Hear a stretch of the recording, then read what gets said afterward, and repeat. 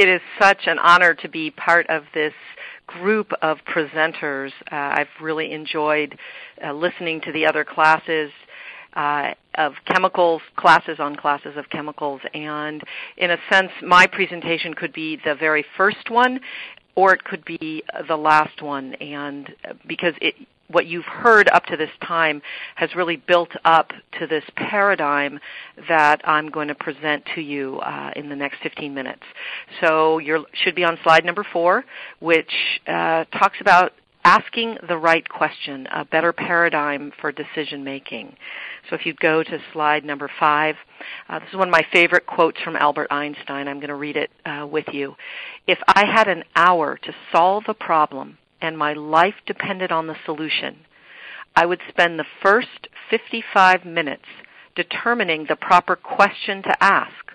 For once I know the proper question, I could solve the problem in less than 5 minutes. And for anyone who's been working in product design or research, really anything that involves a complex situation, you know how important it is to make sure that you're going down the right path and that you're actually asking the question that needs to be answered. And so I want to spend a few minutes talking about the kinds of questions, if you go to slide 6, that product designers have been asking in the past and why they no longer work for us in the climate that we find ourselves in now, where consumers are very concerned about what's in their products. Consumers are aware of increasing rates of asthma, of increasing rates of cancer, and they're wondering, is it something in the product that's leading to this? And manufacturers know of that concern. They share it.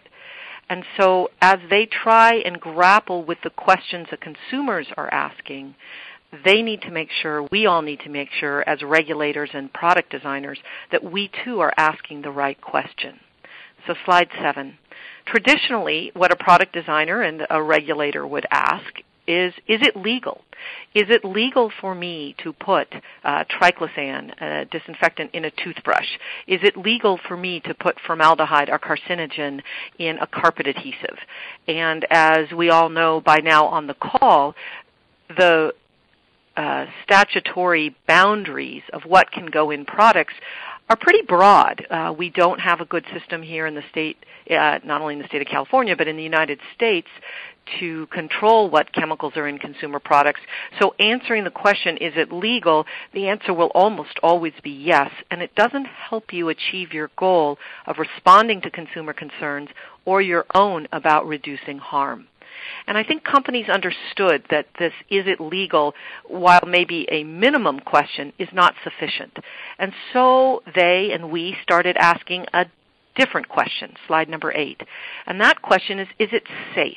Is it safe for me to put formaldehyde in carpet adhesive inside a nursery? Is it safe to put a flame retardant in a nap mat that a child is going to sleep on? The problem with is it safe is it depends who you ask. Because if you ask the manufacturer of that chemical, you might get 2 feet thick of science saying, yes, it's perfectly safe, and the dose makes the poison, and it's a very small exposure, and the science is conflicting, and therefore it's perfectly safe. Whereas if you ask another set of scientists, you might get a whole different 2 feet thick of scientific papers telling you to be concerned, that it's not safe. So the problem with the question, is it safe, is there's only really one answer to it. And that answer is more study, more study. You cannot make a decision until you've proved cause and effect. Therefore, the solution is to get more information, and in the meantime, don't change what you're doing. So this question of is it safe has actually served the people who are promoters of the status quo very well, because it keeps everyone busy trying to answer the question, is it safe, and in the meantime, nothing changes.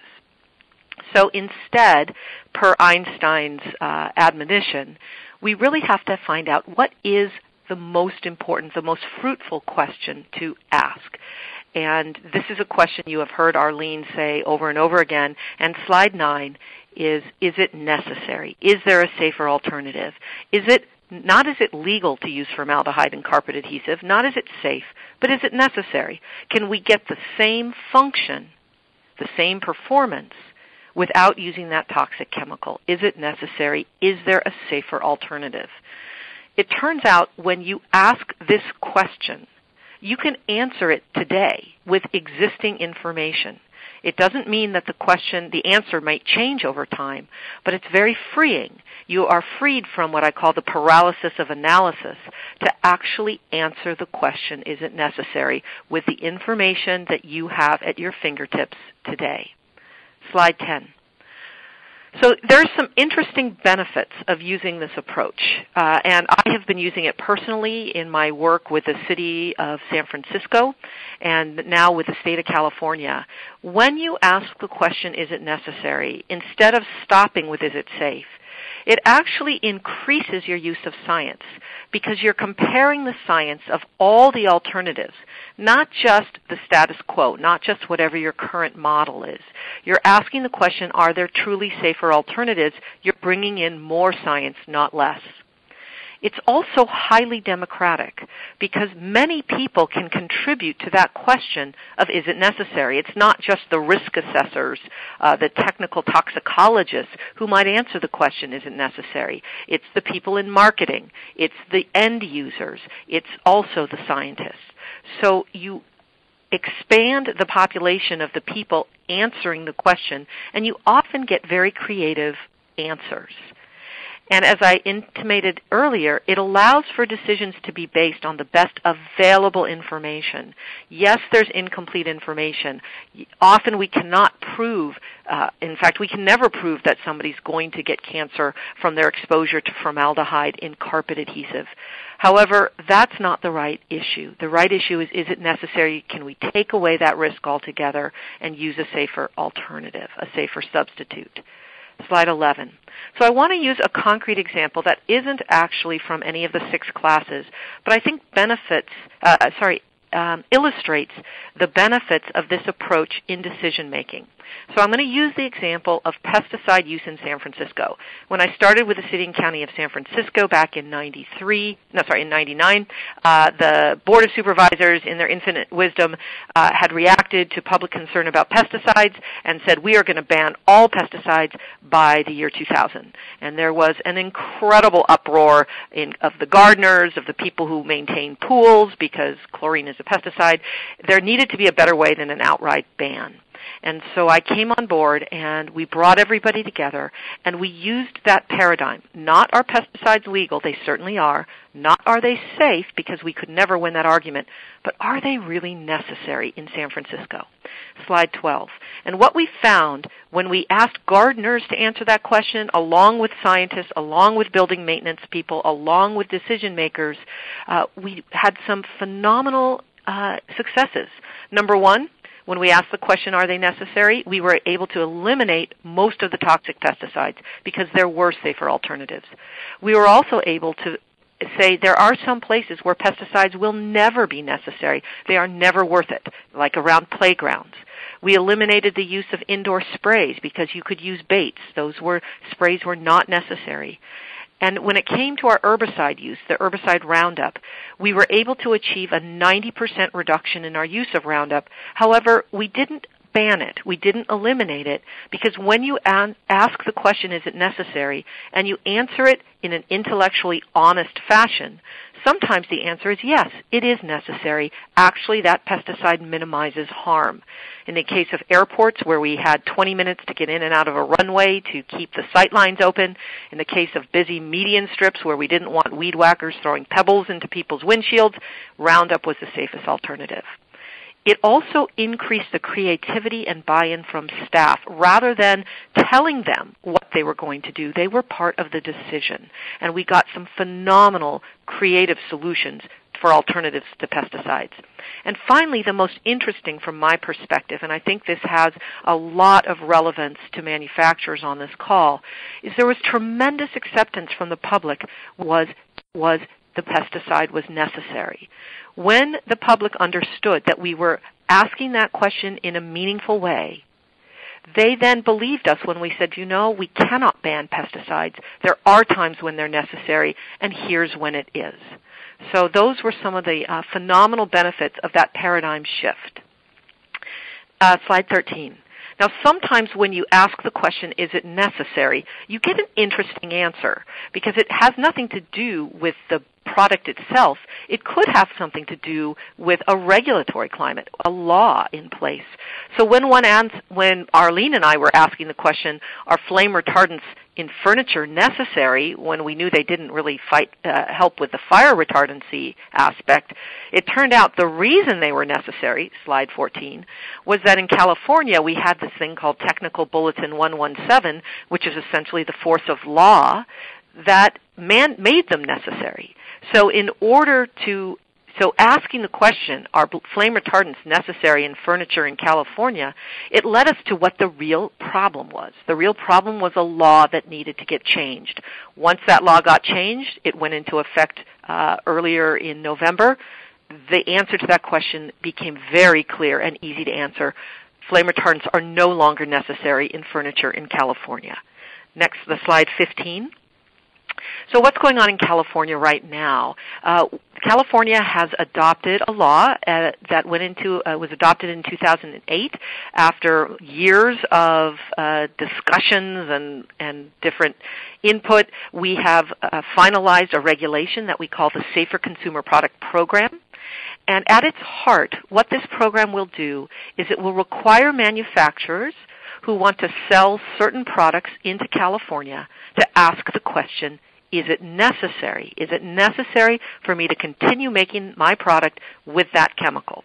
And in a very high-level summary, slide 16, this is how it works. The state of California, my department, has put together what we're calling a candidate chemical list. There's about 1,200 chemicals on that list. Those are chemicals that are on other lists for causing cancer or birth defects or respiratory toxicity. There are also lists for water contaminants and air contaminants, and when you put all those lists together, you get about 1,200 chemicals. Now, the problem is you cannot answer the question, is formaldehyde necessary? Is lead necessary? It depends in what. So in order to answer the question, is it necessary, you must combine the chemical with a product. And so what we will do is we will take that list of candidate chemicals and we will identify before April 1st a maximum to start out of 5 priority products. These are products that contain one of those candidate chemicals and where there's a exposure pathway that can cause a problem either in humans or in the environment. When we identify the priority product, so that's a product could be carpet adhesive with formaldehyde. That's an example of a priority product with a candidate chemical. Any manufacturer or importer who wants to bring that product into California, so it doesn't matter where it's manufactured, it's do you want to sell it in California? If you do, then you will have to answer the question, is it necessary for you to continue making that product with that chemical? And you will do that through what's called an alternatives analysis. Looking at all the alternatives, you can include cost, of course performance in your analysis, and at the end of that, each manufacturer will select their alternative. They may say, it is necessary, I have to keep it, or they may say there's a safer alternative. Depending on the answer of the manufacturer, the state of California now has a menu of responses of ways to regulate those products. Everything from no regulation needed at all because the chemical has been substituted out to a safer one, or if the person says it's necessary, we could say, well, then you're going to need to notify your customers. We could say you need to take it back at the end of life, or we could even say we don't believe it's necessary and you have a year to sell and then it's banned. So there's a whole range of regulatory responses. So in a nutshell, that's the Safer Consumer Product. That's what SCP stands for, how the regulations work. The list is up on our website. If you go to slide 17 now, you will see the link or our website where you can find all about the Safer Consumer Products program. My email is also on there if you have further questions. So in summary, asking the right question is perhaps the most important thing any of us can do. When we ask, is it necessary, it broadens the ability of people to weigh in. It's highly democratic. It's highly scientific. You get robust answers at the end, and it's flexible. As information changes, as new alternatives become available, one can always ask the question, is there a safer alternative? How do we minimize harm? Thank you. That was great, Debbie. Thank you so much. We have a couple of questions. David is asking, if there's anywhere else in California where there is a complete ban of pesticides, or if other cities have done similar things after your time in San Francisco. So the ban in San Francisco, I want to say, got overturned. They changed it so that we had to put together a program that we use as paradigm to say what was an allowable pesticide. And no other entity has banned pesticides to my knowledge. Okay. Although there are a lot of integrated pest management programs, IPM programs, that minimize their use. Okay.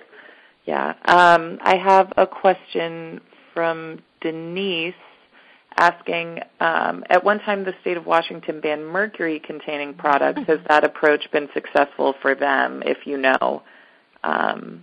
Or does our kind of California approach make more sense to you? Yeah. Well, and that's a great question. So also, in California, we banned specific things like fever thermometers with mercury in them.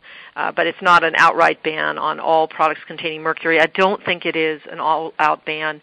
The problem with bans, the problem with single chemical ban bills, or those where you're going to ban bisphenol A in baby bottles or mercury from a product, is it doesn't talk about the alternative. Mm-hmm. It doesn't, and so you could substitute it with something equally bad, BPS for BPA. Have you really achieved improvements? And so the power of California's approach is that you are using the science to look at the alternatives, so you don't have what we call regrettable substitutes, which is the danger of some of the single chemical bans. Yeah, I think that's one of the kind of really amazing things about this regulation is that it considers the chemical in the context of the product. Are there any other regulations that you know of, state or federal, that kind of take this approach? No, it's a great, if the closest thing I can see is the authorization part of REACH. And for REACH, for people on the call who don't know, registration, evaluation, authorization of chemicals is the European Union's system for regulating chemicals in commerce. And that authorization step is where, and the EU is just getting into that right now, where they're really asking the question, is it necessary, in their own way. They don't use those words, but when they have identified specific chemicals, then their uses, they're looking at each use, which is how they're used in products, and asking the question, is there an alternative, a safer alternative? And if not, then you get authorization to use it in that use, but you have to control it. So that's the closest I've seen. There's a lot of people watching us, but nobody that I can tell right now who is diving in the way we are. Okay. Bob has an interesting question. Yes, how do you protect companies that want to do the right thing, but by removing a questionable chemical may lead to, liability for past use? That's always such a scary thing, and I don't know that I have the answer to that, but that feeling, and it was so interesting because that issue of if I admit that I'm taking out because it was bad, then am I going to get sued because I've harmed people? I don't know how to address that. I can tell you that we had the same fear when we substituted out cleaning products in Santa Monica, city of Santa Monica and San Francisco. The city itself was afraid that if they substituted to a safer cleaning product, that the custodians would file grievances and complaints because they were forced to use something that wasn't safe. In fact, the opposite happened. People were so grateful to our honesty and integrity and and protection that we got not a single complaint. Now, I don't know if that would happen and translate into the private sector market, but I would be very interested if people had ideas for how you give immunity to past practices. Yeah. I have a kind of question about the alternatives analysis. Does it take into account changes to infrastructure that may need to be made if you were to substitute one chemical for another? Yeah, absolutely. So when someone is going to do an alternatives analysis for our program, they can absolutely put in not only performance in terms of does the chemical work, but what are the financial implications to making the change. Sometimes you don't substitute a chemical for another chemical. You might actually, instead of a flame retardant, use a different material altogether. You might go to metal instead of plastic. Well, that could have huge impacts on your supply chain. It could be that when you reformulate, it has enough different properties that you have to change your whole manufacturing process. So that's a business decision that companies will make for themselves. They will be able to explain to us the reasons behind their decision for answering, is it necessary? And if they find they cannot afford to do those infrastructure changes, they will explain that to us and say that is the reason for continuing to use the current chemical. Okay. Beth asks, is there already a process in place for manufacturers to disclose their ingredients list so they can be screened against the candidate list for the Safer Consumer Products Regulation? Yeah, I don't know that there's a process, but it's a great gig for a consultant who wants to do that for companies. And what you'll see is there'll be a tremendous amount of overlap. So, for example, the automotive industry and the fragrance industry both have chemicals of concern lists, their own lists of chemicals, and there's tremendous overlap between theirs and ours. And I say it's a fabulous exercise to go at a first step, and in fact, that's what we're hoping people do. What is the real power of this law and of this program is when companies proactively say, what is in our product, and do we have anything, are we using anything that's on that list of 1,200? And if we are, let's ask the question now, is it necessary, well before California chooses our product, so that when they do choose our product, or if they do, we're way out of it, we've done the substitutes, and we're home free. And then we have a marketing advantage, because we can say our product does not contain any chemicals on California's list. Okay, and then one final question. Madeline asks if you can comment on the process of selecting which products will be included on the list. Yeah, it's a wonderful question, and every time I give a talk, everybody wants to, so what are the products? So the way the regulation says it is we have what are called prioritization factors, and those prioritization factors have to do with we might prioritize the use from sensitive subpopulations, so a product used by children. Other sensitive subpopulations could be endangered species or impaired waterways or air for California. We also then look at exposure pathway. Is there a reasonably foreseeable, so we say a potential for exposure. That means reasonably foreseeable pathway for exposure. So what we're doing is we're looking at products that are sold in California and currently used, and we're going to choose a variety. We're going to choose a product that's probably used by children, a product that's used in the workforce, a product that has an environmental impact, so that we can, in a sense, test out the concept and go slow as we kick this off. So that's the process we're using. We don't know yet exactly the date we're going to announce or the manner we'll announce them, but once they're announced, it's very important. Each product we announce is itself a regulation, and therefore there is a year-long process of public workshops and vetting of that product. So it will not be for about a year and a half till we'll start to get to the alternatives analysis part of that flow chart I showed. Although we'll announce the products within the next 4 months.